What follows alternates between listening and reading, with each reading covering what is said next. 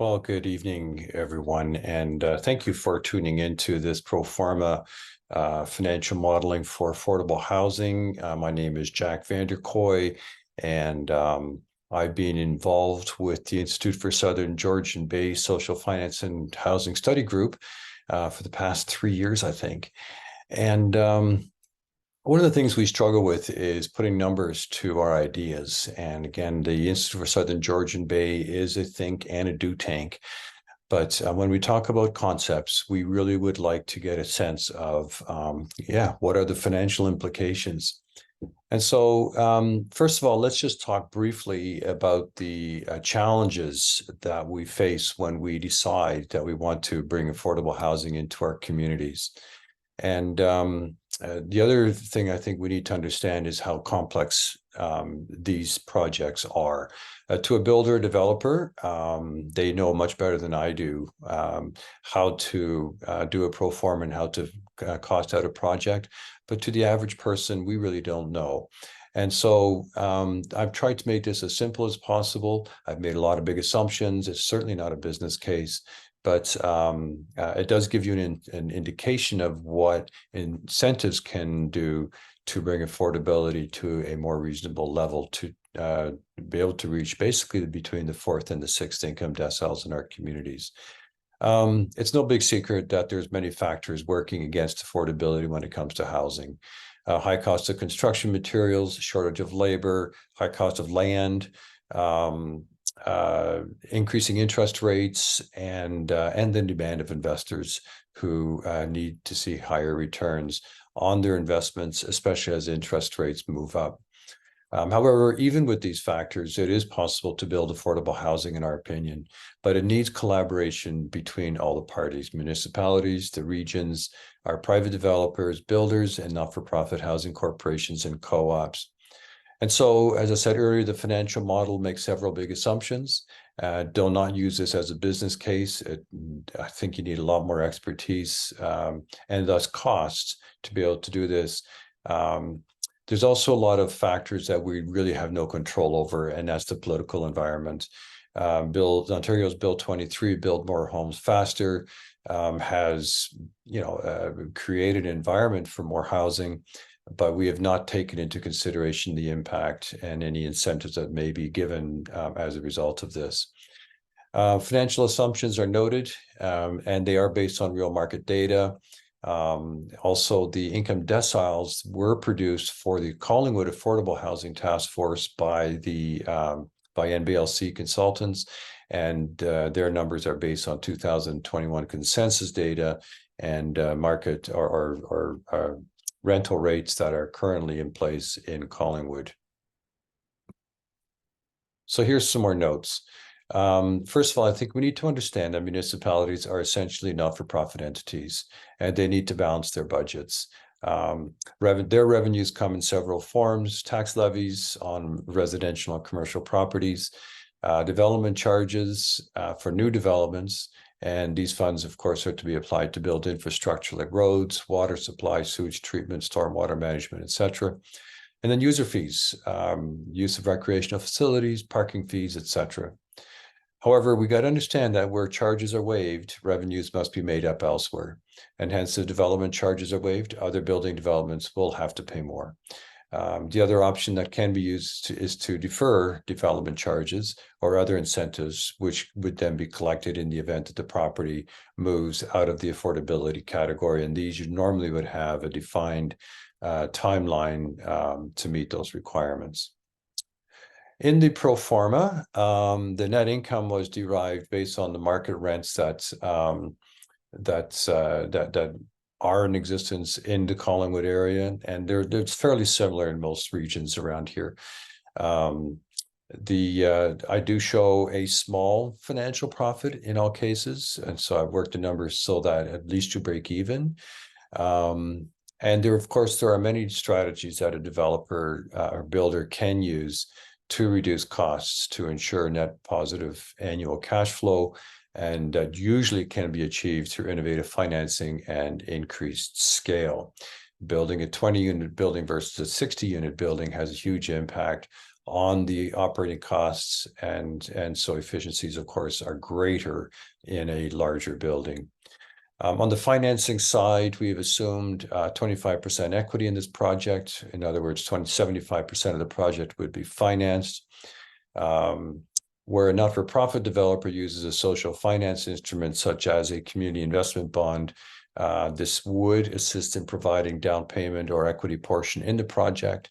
However, it should be noted that even these instruments do require a repayment, but also the interest payments, even though they might be lower than a bank would charge.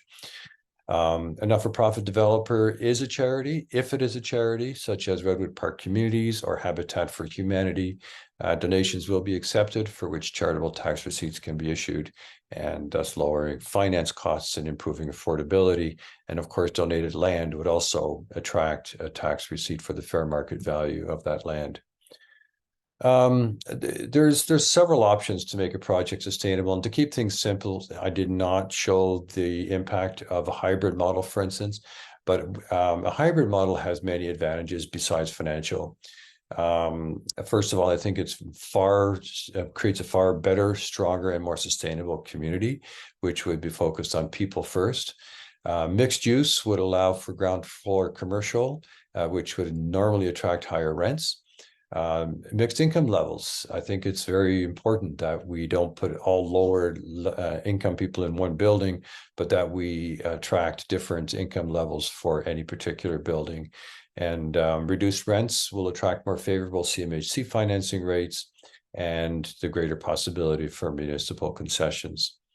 And then alternative financing models, I talked about them, but there's community bonds. There's Van City Community Investment Bank, who does infrastructure lending and construction lending for affordable housing. New Market Funds is a market fund which attracts money from the investment community and then invests it in sustainable projects such as affordable housing. So a target that we are looking for is really, can we achieve affordable or / attainable housing for the fourth to the income decile?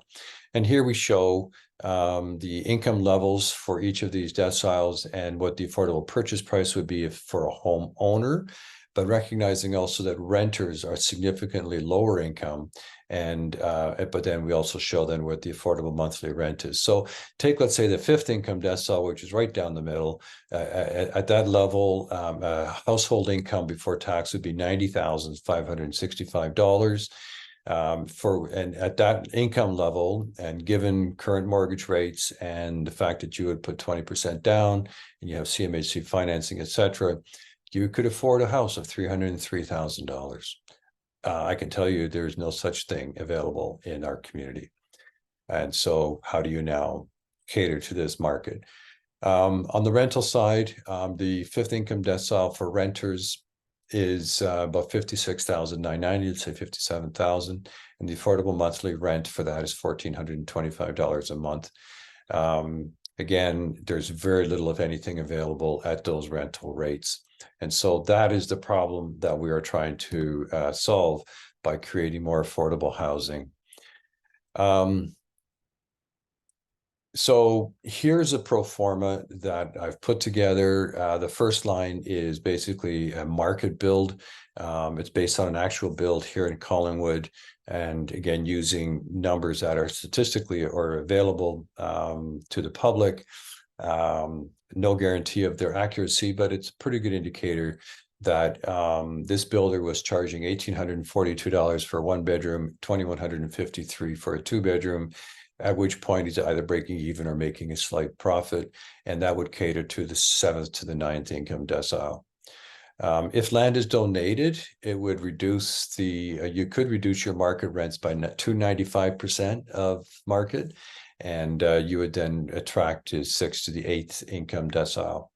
If you had zero land cost and waived development or deferred development charges, you could drop down to 85% of market rents, and you would then again target the 68th income deciles. Pro-Forma, zero land waive development charges and 2% financing discount. This one actually has one of the greatest impacts, because a financing discount is something that keeps coming back every year.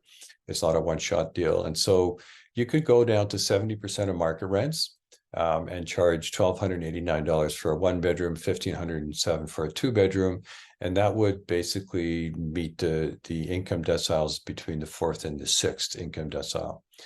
And then the final one I've used is all of the above with a 50% reduction in realty taxes. Again, that's something that keeps coming back year after year, and hence has much greater impact than, let's say, waive development charges or zero land costs. And you can come all the way down to the third to the fifth income deciles. So significantly more affordable for a greater segment of our population. So these are just some examples. Again, the point is that incentives do allow a not-for-profit housing provider, or even a for-profit housing provider, to attract, or to be able to provide units at lower rents, and thereby attract lower income deciles. And again, we're talking, let's target the fourth to the sixth, the middle income deciles, because they're the ones that are, they're our employees. They're the ones providing services in restaurants, in hospitals, PSWs. And so again, if we have housing for this segment of our population, I think the whole community does benefit. So thank you for your time on this.